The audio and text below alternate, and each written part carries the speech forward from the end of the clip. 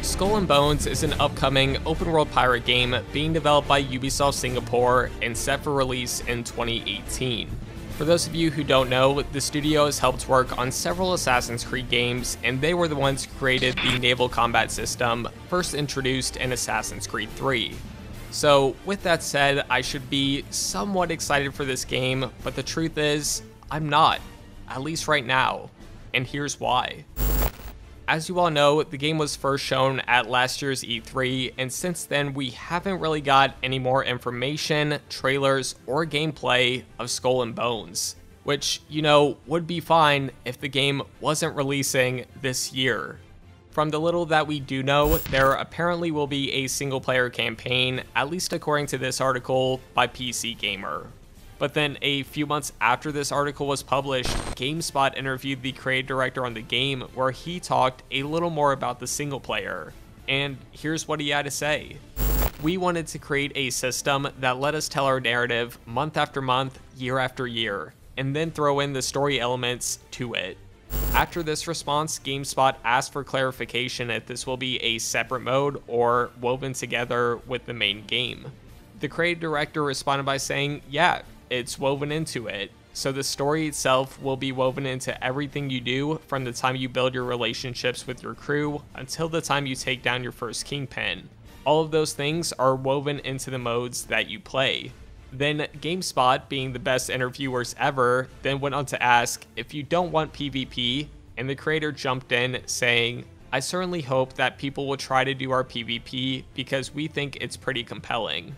I worked on Gears for a while, and the players who play multiplayer are different sometimes than those who really invest in campaign. We want to bring those experiences closer together. For it to be a one-off campaign that's consumed would be a shame.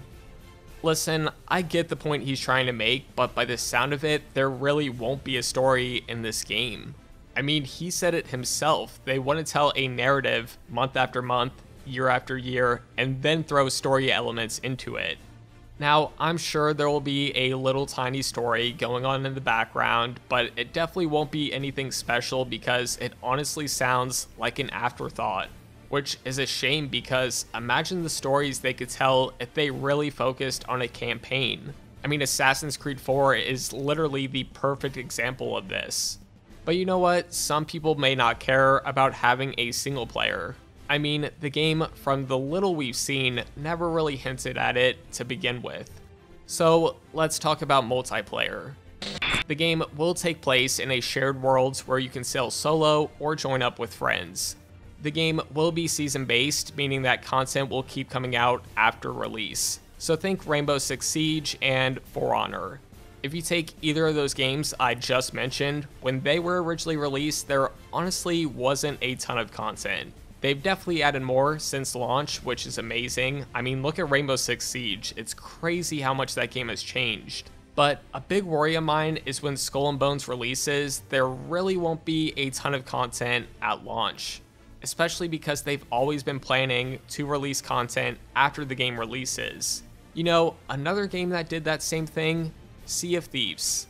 And while that game can be fun, you have to admit it's pretty repetitive and there isn't a ton of content on the surface for a $60 game, at least right now. Skull and Bones honestly seems like it will be the same exact thing.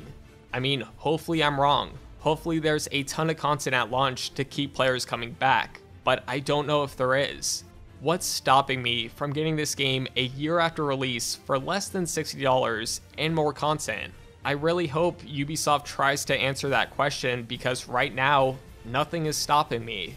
I want to end this video off by saying, I don't want this game to fail. I want to be excited for it.